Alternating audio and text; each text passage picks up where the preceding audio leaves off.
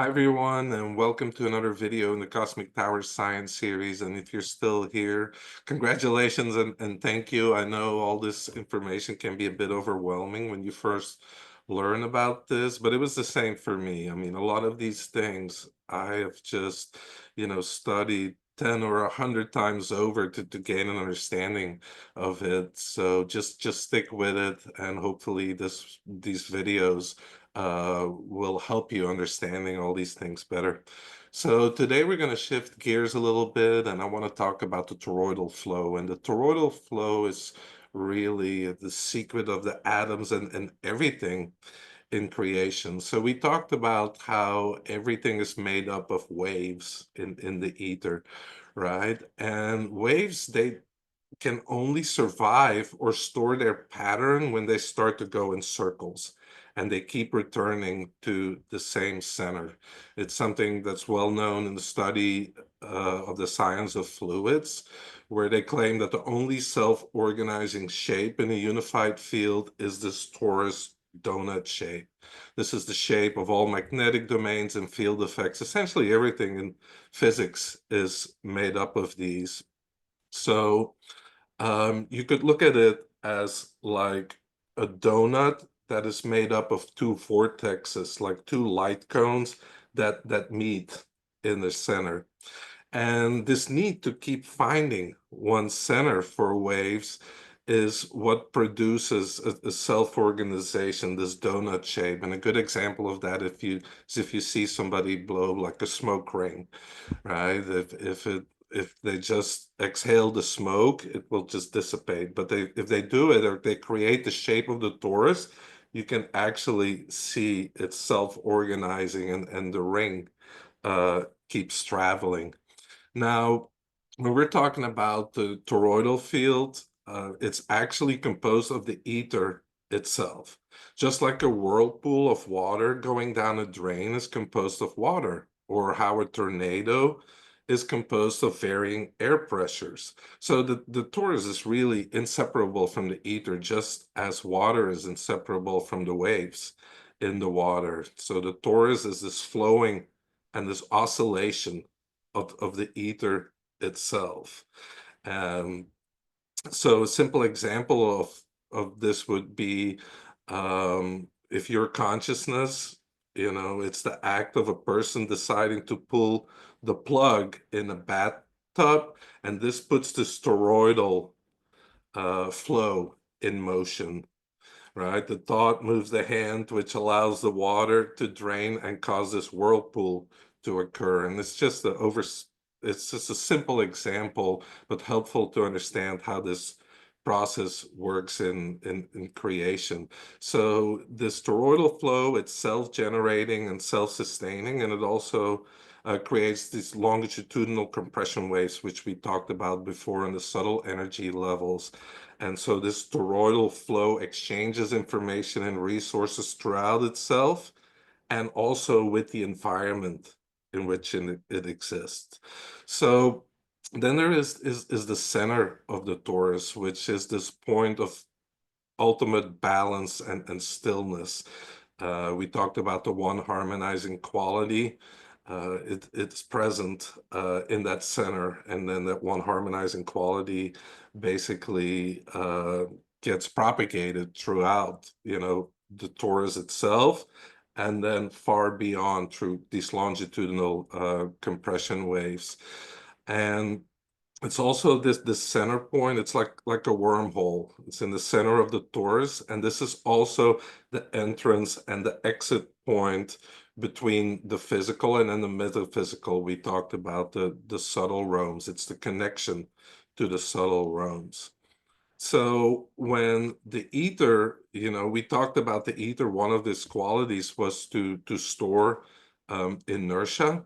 So basically, this toroidal flow is able to store the inertia of the charge of the life force, which in physics then is called mass, right? And what we can see is that then the amount of spin inertia that is stored in each vortex is what is called an electron. So even at the level of electron, we're dealing with toroidal fields. Now, what happens later is that basically these vortex pairs, these toroids, when we start compressing them, they basically start aligning according to what is called the platonic solids, like the tetrahedron cube, octahedron, and so on. And that is actually, we can look at the table of elements of being made up of all kinds of toroidal fields that are nesting within each other according to the platonic solids. Now, if we look in nature, I mean, we see that this shape governs all aspects of our life, you know. On every scale of existence. We can observe it in magnetism, electrons, atoms, cells, seeds, flowers, trees, animals, the human energy field, hurricanes, even galaxies itself, or the entire universe as a whole being a toroidal field, right? Also in the human energy field, like you can see that picture of the heart from HeartMath, you know, showing this toroidal field that is around us, that we're made up of. Even the chakras, right? They're not just vortexes, they're toroidal fields.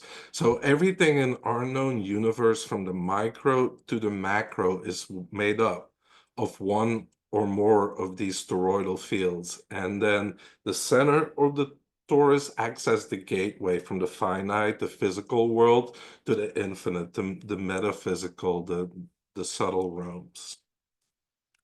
So let's talk about torsion fields for a minute.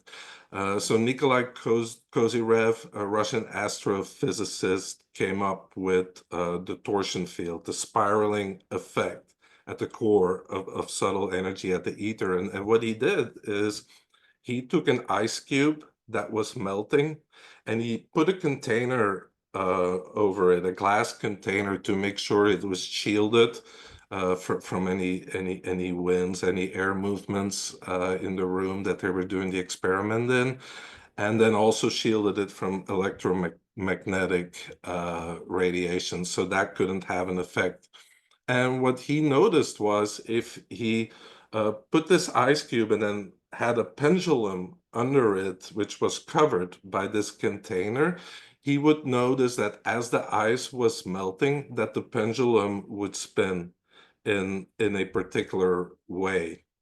Because when ice melts, there is a loss of order. There's a dissipation of life force, which is called entropy in physics. But the other way around, if we reverse that process, like for example, creating ice, there is a gain of order. They call that neg entropy in physics. And what he noticed was that based on whether the process that was taking place was either dissipating life force or gaining life force, the pendulum would spin in a different direction. And the Russians have done a ton of research on this. There's over 150,000 studies just on torsion fields alone, and they actually created equations that could predict this behavior. And then they also created applications of torsion energy, like torsion field generators that they have invented and patented. So when we're talking about torsion fields, we are talking about toroidal fields on the subatomic level. Now, Dr. Karim, he explains this, he calls it qualitative torsion. So the torsion emitted from processes that increase entropy, so a loss of life force, create a counterclockwise spin in the human energy field. And then torsion emitted from processes that decrease entropy, so an increase in life force, create this clockwise spin in the human energy field. And this really explains what Harold used to talk about, which is that all toxins, harmful radiation, and other sources, physical or energetic, that cause this clockwise spin in the energy field of humans and other living organisms. So through harmonization, so for example, through a cosmic tower, also other harmonizing solutions, um, we can actually change that spin from detrimental to beneficial by applying this one harmonizing quality. So Torsion Fields really explain well how the cosmic tower is able to take all these sources of detrimental energy and actually neutralize them or change them in beneficial qualities at the energetic level.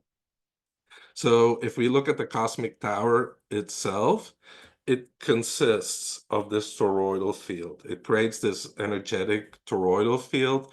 And in the case of the cosmic tower, it's done through the use of water, right? By using full spectrum healing, living water that is going counterclockwise at the bottom, clockwise at the top, and then creating this toroidal field. And this toroidal field allows the towers to be self-sustaining and also carry the harmonizing quality that's within the water far and wide through the environment. And as such, it's able to harmonize anything in its range that is detrimental to life.